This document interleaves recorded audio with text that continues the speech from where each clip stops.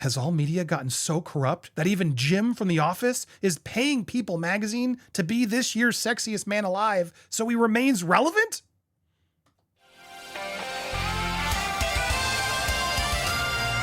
Welcome to Popcorn Planet. I am Andy Signore. Look, let me start by saying I'm a big Office fan. I like Jim in The Office. I like John as a director or writer. I've never met the man personally. But something seems off here. This feels so weird, forced, and it's something, vain Hollywood would do. And I'm floored. Like, why? Look, obviously I know none of us really care about Sexiest Man Alive and People magazine, but what's interesting to me about this story is the fact that maybe John Krasinski could have gotten that a few years ago, but in 2024, am I crazy? We all know 2024's Sexiest Man Alive is Glenn Powell. And I don't understand how this year it got to be Jim from The Office. Well, Dumas might have a theory. And honestly, I'm believing this theory more and more.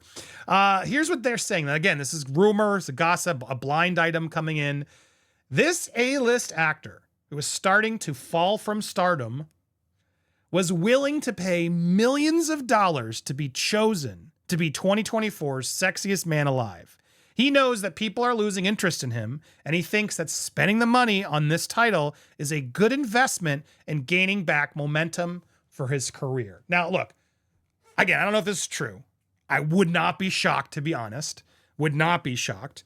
There have been stories about him just in the press that I do know about, like the fact that they say he wasn't fired, but Carlton Cuse was pretty much, from what I've gathered from my research and looking it up, was the head of Jack Ryan, seemed to have brought him in, John Krasinski in, got him that role, and then he sort of just stepped down, forced out as showrunner.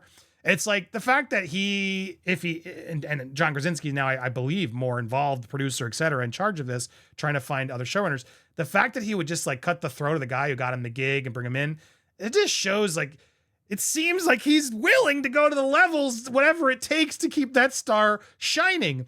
And when you're People magazine Sexiest Man of the Year, it's a whole to-do. There's so many posts and discussion. There's build up to it. Heck, Stephen Colbert even got involved last night and to do the reveal with him.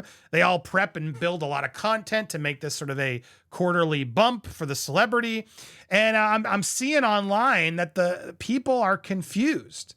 People are reacting in the comments to the People moment of Alive, like, finally an Asian man. Ha! All right, I get that's an Office joke.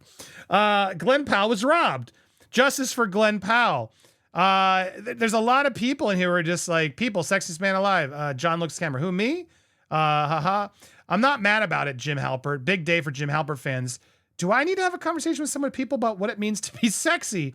While there's a lot of Office fans coming in, another middle-aged white guy, what a surprise.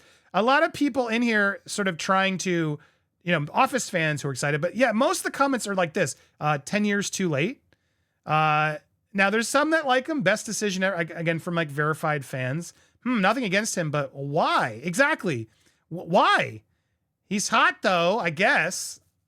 It's very weird. I'm convinced the nominees pay for this title because ain't no freaking way. Now, look, some of you are going to be like, duh, Andy, I'm not surprised. And honestly, I'm not that surprised either. But I thought this was a worthy news story that I hope you'll put out there of just like, you got to look at everything in this day and age, the world we currently live in. All media is corrupt. All media is corrupt. There's a lot of like heroism for Elon Musk, who I do believe has done some good, and he's definitely helping other independent voices. He is, but even all of them have their own bias, their own decisions, their own choices. And to see that now People magazine of all things is now seemingly just letting these A-listers buy the slot. I don't know what to believe anymore, guys. Any platform, they're all got motivation. They're all out there trying to make themselves look the best. And this just bums me out, man. Not that I ever thought like Sexiest Man Alive was some pinnacle of, of value that meant anything. It's never really meant anything to me. But I just scrolled through this of all the other previous, like last year was Patrick Dempsey. I would argue another clear example of, looks like in the past couple years, they're letting A-listers buy this title. And that's just frustrating Chris Evans, now he's a sexy man. Not doubting that these guys aren't all sexy, but he did it the year of this movie, The Gray Man, which tanked. But I wouldn't be surprised that, like the Hollywood stars, which, hate to break it to you, are bought guys by the usual actors' reps. They have to pay for them, and then they have to be approved, but they pay for them. I would not be surprised if this isn't something that the agents, the talent managers, et cetera, sort of line up. Now, I do believe there have been years where it's just sort of made sense. Like Paul Rudd's a nice guy. He's got a movie lined up. Most of the time, these people do this when they've got something coming up. And so, but John Legend? Really? The more you look, Idris Elba, pretty sexy. I feel like there was definitely, though, at this year, there was definitely like people... They're like, you don't have enough black guys. And Idris is sexy, but people was definitely trying to compensate, as you can tell, to try to justify, we're not racist, but get ready for all the other white guys before this, like Blake Shelton, The Rock, full of white guy, but David Beckham and Chris Hemsworth, Adam Levine. You see a thread, Channing Tatum, Bradley Cooper, Ryan Reynolds, Johnny Depp. I agree with that. Hugh Jackman, Matt Damon. You can see years for years, it's always just been the hot white guy. George Clooney, Matthew McConaughey, Jude Law. He's a sexy guy. Johnny Depp again. Kudos. He deserves it. 2 years there. Ben Affleck, Pierce Brosnan, Brad Pitt, Richard Gere, Harrison Ford, George Clooney, Denzel Washington. All right. There wasn't all white guys. Brad Pitt got 2. Looks like George Clooney got 2, Richard Gere got 2, Johnny Depp got 2, Nick Nolte back in 1992, fascinating. Patrick Swayze in 91, Tom Cruise got it in 1990, Sean Connery got it in 89. I'm just fascinated as I go through the 80s. JFK Jr., 88, Harry Hamlin from LA Law. Anyone remember him? Mark Harmon, St. Elsewhere. And the inaugural sexiest man alive was Mel Gibson back in 1985 is when this started. Now, look, diversity, wokeism aside, there's a theme to these people. Usually they're all here around something popular that year. It's sort of an opportunity for the magazine to be like, let's put on a heartthrob and somebody popular and sort of get their attention while they're hot. John Krasinski's not like hot right now. He's not like some guy who's like needing this. So it's confusing to me, especially as we see these polls. This makes sense. What has he even done this year to be on it? This could be honestly be applied to anyone who might have realistically been picked. It's true. He's now more of a director than an A-lister. It is kind of strange, but everybody also just be like, A-list? He's A-list? I don't think he's the A-list. This is a diabolical move. A-list.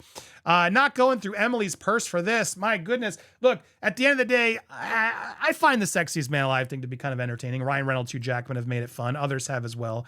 But seeing John Krasinski now just sort of forced into it has tainted the whole experience for me. I'm not buying it.